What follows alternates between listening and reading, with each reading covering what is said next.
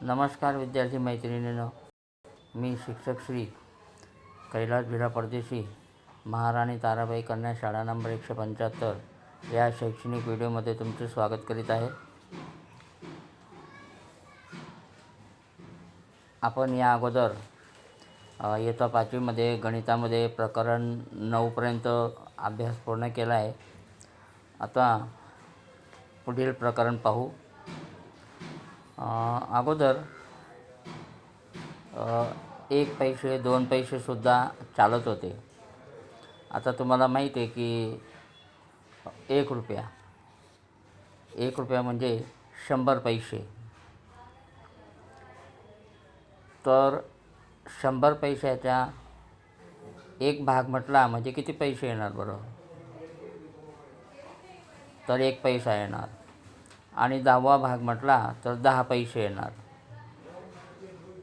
10 पैसे हे 100चे 10वे भाग आहे. तो ह्याप्रमाणे 10वा भाग आणि 100वा भाग हे प्रकरण 10व्यामध्ये विचारले. चला तर आपण आजपासून नवीन प्रकरण 10वा आणि 100वा भाग विषयी माहिती मिळवू. सगळ्यांनी या ठिकाणी लक्ष द्यायचे. या ठिकाणी तुम्ही पाहतायत की पान नंबर 134वरती काही वस्तू आहेत आणि त्या वस्तूंना त्या मापपट्टीवरती ठेवलेले. तुम्हाला माहीत आहे की मापपट्टीवरती एका ठिकाणी इंच असतात आणि एका ठिकाणी सेंटीमीटर असतात. तर आज सेंटीमीटरविषयी आपण माहिती मिळवू. तुम्ही उपयोगात घेतलेल्या सर्वात लहान पेन्सिलची लांबी किती आहे? तर ही पेन्सिलची लांबी या ठिकाणी खाली पण मोजली आहे, पहा तुम्ही. तर ते लिहायचे आहे त्या रिकाम्या जागेमध्ये. तुम्ही ही पेन्सिल किती लांब आहे? टिंब सेंटीमीटर. अनुमान करायचे आहे तुम्ही की ही 1 सेंटीमीटरची, एका 1.5 सेंटीमीटरची, एका 2 सेंटीमीटरची आहे. मापपट्टीचा उपयोग करून तिची लांबी मापा. तुमचे अनुमान किती योग्य आहे? आपण पाहू शकता की मोठे आणि स्पष्ट दिसेल यासाठी मंजूने लेन्सचा उपयोग केला. लेन्स म्हणजे आपला जे बहिर्गोल भिंग येतं ते. तो आपण पाहू शकतो की मोठे ती 3 सेंटीमीटरपेक्षा लांब आहे.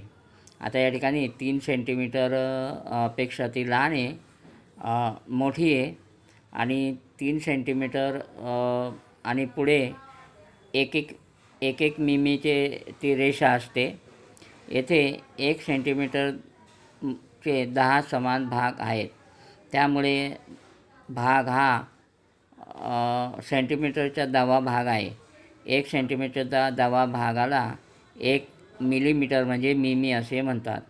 तर हे सेंटीमीटर नंतर मिमीमध्ये दर्शवण्यात येत असतं. अरे ही पेन्सिल 3 सेंटीमीटर आणि 6 मिमीची लांब आहे. तर या ठिकाणी ते दिलेलं आहे, परंतु मी जास्त लांब आहे. 1 सेंटीमीटर म्हणजे त्या ठिकाणी ते अपूर्णांकामध्ये दर्शवलेलं आहे, पहा. 7 भाग म्हणजे 7 मिमी. आता या ठिकाणी खाली दिलेलं आहे, पहा. आपण सेंटीमीटरच्या 10व्या भागाला 0.1 सेंटीमीटर म्हणतात, म्हणून त्याला 0.1 सेंटीमीटर असे वाचतात. यामुळे 1 मिमी हा 0.1 सेमी एवढा आहे. तर याप्रमाणे हे दर्शवण्यात असतं, मिमी आणि सेमी. हे लक्षात ठेवायचे आहे. त्याच्यानंतर पान नंबर 135वरती हे लांबीविषयी विचारलेले की किती सेंटीमीटर आहे. आणि त्या ठिकाणी 2 बेडुकांचेही माप दिलेले आहे. एक लहान बेडूक आहे आणि एक मोठा बेडूक आहे. त्याच्यावरून काही प्रश्न विचारलेले आहेत की या सोनेरी बेडूक आहे. त्या ठिकाणी पहा, या प्रकारचे बेडूक विश्वात सर्वात कमी लांबीचे असतात. त्यांची लांबी मात्र 0.9 सेंटीमीटर इतकीच असते, बरोबर, 0.9. आणि या ठिकाणी विशाल मोठा बेडूक परंतु बेडकांच्या सर्वात जातीमधून हा बेडूक सर्वात लांब म्हणजे 30 सेंटीमीटर 5 मिमीच्या इतका असतो. त्याच्यावरून काही प्रश्न या ठिकाणी विचारलेले आहेत. त्या प्रश्नांची उत्तरं लिहिले जे पहा. 0.9 सेमी म्हणजे किती? त्या ठिकाणी 9 मिमी इतके राहणारे, त्याला आपण 1 सेमीचा 10वा भाग म्हणून एवढे आपण लिहू शकतो, कारण की तो 1 सेमीपेक्षाही कमी आहे. आता या ठिकाणी पहा सेंटीमीटर आणि मिमीमध्ये लिहिलेले आहे. यामुळे 30.5 सेंटीमीटर हे 30 सेमी आणि 5 सेमी हे असं दर्शवण्यात येत असतं. या ठिकाणी बेडकांचे बी काही प्रश्न विचारलेले आहेत. त्याच्यानंतर या ठिकाणी भेंडीचे पण वजन दिलेले आहे. त्याच्यानंतर मेणबत्तीचं काही उदाहरण दिले आहे. त्या ठिकाणी मेणबत्ती 1, मेणबत्ती 2, मेणबत्ती 3 आणि त्याच्यावरून प्रश्न विचारलेले आहेत. पहा, या पानावर दिलेल्या मापपट्टीचा उपयोग करून मेणबत्ती 1 तसेच मेणबत्ती 3ची लांबीमध्ये फरक शोधा. 2चं नाही मोजायचं तुम्ही, फक्त पान नंबर मेणबत्ती 1 आणि मेणबत्ती 2 आपलं मेणबत्ती 3ची फरक शोधायची आहे. आता लांबी सेमीमध्ये आणि मिमीमध्ये, लांबी सेमीमध्ये. तर या ठिकाणी मी ते लिहून दिलेले आहे सेमी आणि मिमीमध्ये.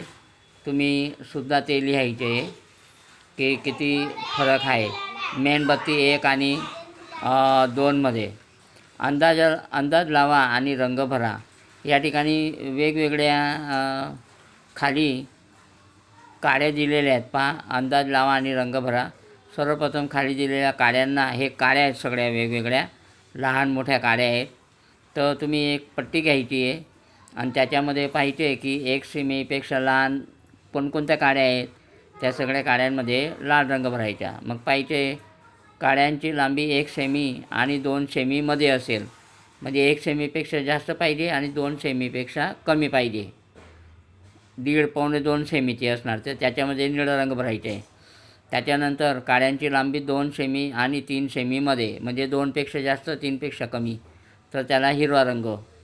आणि काड्यांची लांबी 3 सेमी आणि 4 सेमीच्या मध्ये, म्हणजे सगळ्यात मोठी काडी म्हणजे ती 3 सेंटीमीटरपेक्षा जास्त आणि 4 सेंटीमीटरपेक्षा कमी, तर त्यांच्यामध्ये नारंगी रंग भरायचे आहे. याप्रमाणे तुम्ही ही पट्टी घ्यायची आहे आणि ते मोजून मोजायचे, मापायचे आणि त्याच्यामध्ये त्याप्रमाणे योग्य काड्यांमध्ये योग्य रंग भरायचे आहे. ह्याप्रमाणे हा अभ्यास तुम्ही करायचे आहे पुस्तकामध्ये.